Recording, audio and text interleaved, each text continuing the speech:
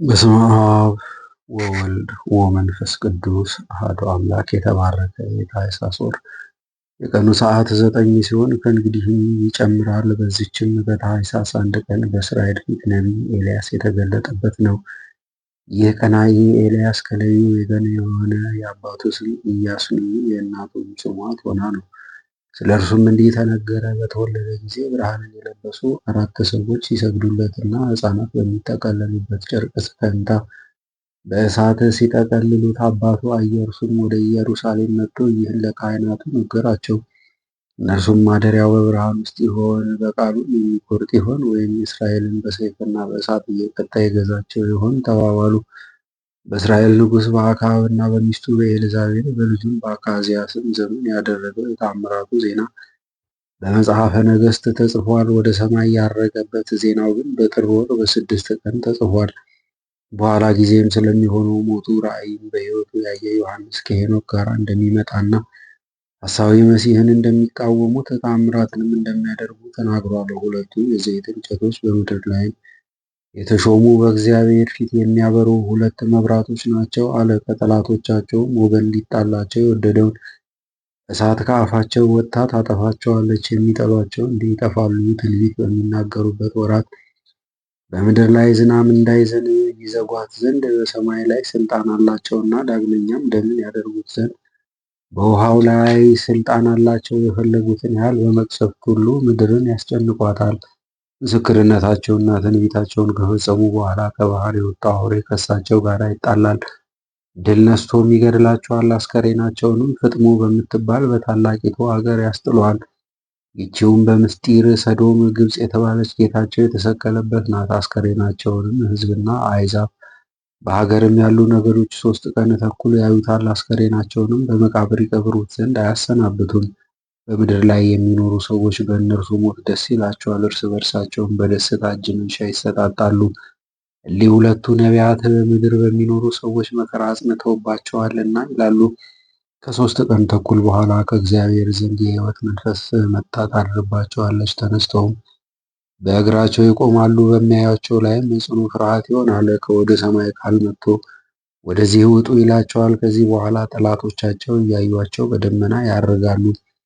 በዚያችም ሰዓት ጽኑ መነዋወጥ ይሆናል። የዚያችም ሀገር 10ኛ እጇ ይጠፋል። በዚያም መነዋወጥ 7,000 ሰዎች ይሞታሉ። የቀሩት ግን ደንግጠው የሰማይ አምላክን ፈጽሞ ያመሰግናሉ። ለእግዚአብሔር ምስጋና ይሁን፣ እኛንም በዚህ ነቢይ ጸሎት ማረን፣ በረከቱም ከእኛ ጋር ትኑር ለዘላለሙ አሜን። በዚችም ዕለት የኢዝራኤላዊው ናቡቴ ዕረፍቱ ነው። ይህ ናቡቴ በሰማርያው ንጉሥ በአክዓብ ቤት አጠገብ የወይን አትክልት ቦታ ነበረው። አክዓብም ናቡቴን ለቤቴ ቅርብ ነውና የተክል ቦታ ይሆነኝ ዘንድ ይህን የወይን ቦታህን ስጠኝ፣ ከሱ የሚሻል ሌላ የወይን ቦታ እሰጥሃለሁ። ዋጋውንም ትሻ እንደሆነ የዚህን የወይን ቦታህን ሽያጭ ወርቅ እሰጥሃለሁ፣ የተክል ቦታ ይሁነኝ አለው። ናቡቴም አክዓብን የአባቶቼን ርስት እሰጥህ ዘንድ እንዲህ ያለ ነገር እግዚአብሔር አያምጣብኝ አለው። አክዓብም አዝኖ ሄደ፣ ፊቱንም ተከናንቦ በመኝታው ተኛ፣ እህልንም አልበላም። ሚስቱ ኤልዛቤልም ወደ እርሱ ገብታ እህል የማትበላ ምን ሆንክ?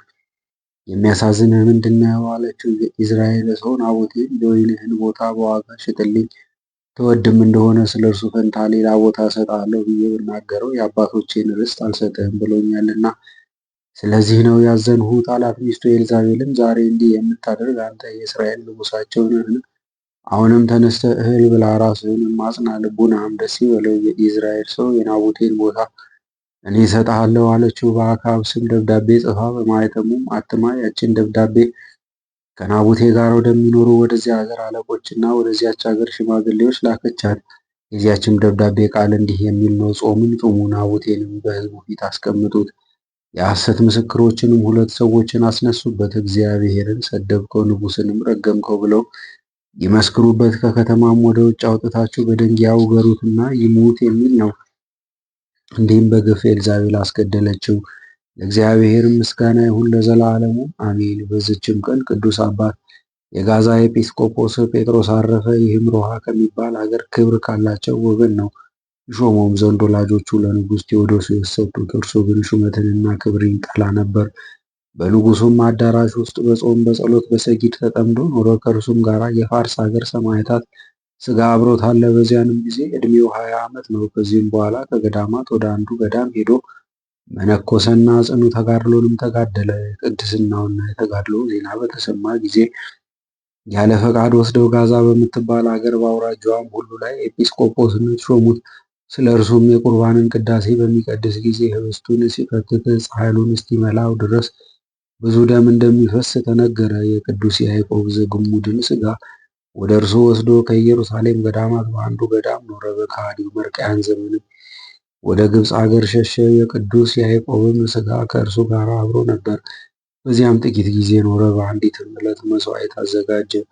እርሱ ሲቀድስ ቆመው የነበሩ ሕዝብ እርስ በርሳቸው ይነጋገሩ ነበር። በቅዳሴ ቁርባን ጊዜ ቅዱስ ጴጥሮስም አልገሠጻቸውም። የእግዚአብሔርን መልአክ አይቶ ወደ ታች ሊወረውረው ወዶ ከመካከላቸው አንስቶ ያዘው፣ ግን ታግሶ ተወው። እርሱ እነርሱን መገሰጽ አፍሮ አክብሯቸዋልና። የከሃዲው መርቅያን ዘመን በተፈጸመ ጊዜ ወደ ፍልስጤም ምድር ተመልሶ አብያተ ክርስቲያናትን አጠናከረ። ከግብፃዊ አባ ኢሳይያስ ጋር ተገናኘ። ዜናውን በንጉሥ ዘይኑን ዘንድ በተሰማ ጊዜ ንጉሡም ሊያየው ወደደ። እርሱ ግን አልወደደም፣ ከዚህ ከኃላፊው ክብር እጅግ ይሸሽ ነበርና።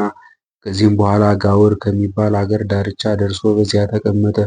የተመሰገነ የሰማዕታት ፍጻሜ የሆነ የሊቀ ጳጳሳት ጴጥሮስ በዓሉ በደረሰ ጊዜ የቁርባንን ቅዳሴ ሠራ። ቅዱስ ጴጥሮስም ተገለጸለትና ክብር ይግባውና ጌታችን ኢየሱስ ክርስቶስ ወደ እርሱ ትመጣ ዘንድ ይጠራሃል አለው። ከዚያችም ቀን ወዲህ የዕረፍቱ ጊዜ እንደደረሰ አውቆ ሕዝቡን ጠራቸውና በቀናች ሃይማኖት እንዲጸኑ አዘዛቸው። ከዚህም በኋላ እጆቹን ዘርግቶ ነፍሱን በእግዚአብሔር እጅ ሰጠ። ለእግዚአብሔር ምስጋና ይሁን፣ እኛንም በጸሎቱ ይማረን፣ በረከቱም ከእኛ ጋር ትኑር ለዘላለሙ አሚን። በዚችም ቀን የእስክንድሪያ አገር ሊቀ ጳጳሳት ቅዱስ አባት ዮሐንስ አረፈ። እርሱም ለአባቶች ሊቃነ ጳጳሳት 30ኛ ነው። ይህም የከበረ ቀሲስ የሆነ የገምኑዲያ አገር ሰው ነው። በዘመኑም የቅዱሳን ሰማዕታት የሰርጊስና የባኮስ ቤተ ክርስቲያናቸው ተሰራች። ዳግመኛም የአቡቂርና የዮሐንስ ቤተ ክርስቲያን በምስር መሰብሰቢያ ቅጽር አጠገብ ተሰራች። ያነጻቸውም ስሙ እንድርያስ የሚባል እግዚአብሔርን የሚፈራ ያዕቆባዊ አንድ የግብፅ ሰው ነው። እርሱም ለመርዋን ልጅ ለገዢው ለንጉሥ አብደል ጸሐፊው ነው። ይህም አባ ዮሐንስ የወንጌላዊ ቅዱስ ማርቆስን ቤተ ክርስቲያን በእስክንድርያ ሀገር በታወቀ ቃምስ በሚባል ቦታ የሰራ ነው።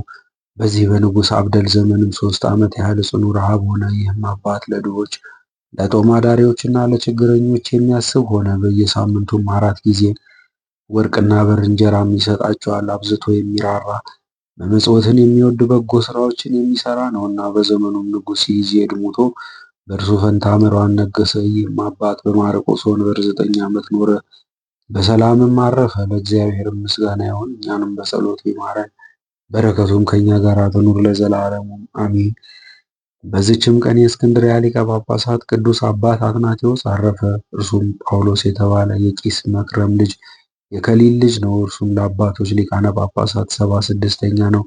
ዳግመኛም የጴጥሮስ፣ የያዕቆብ፣ የመነኮስ ኤልያስ፣ የንጉሥ ሶሎሞን እናት የቤርሳቤህ መታሰቢያቸው ነው። ለእግዚአብሔር ምስጋና ይሁን፣ የሊህም ቅዱሳን በረከት ከእኛ ጋር ትኑር ለዘላለሙ አሜን።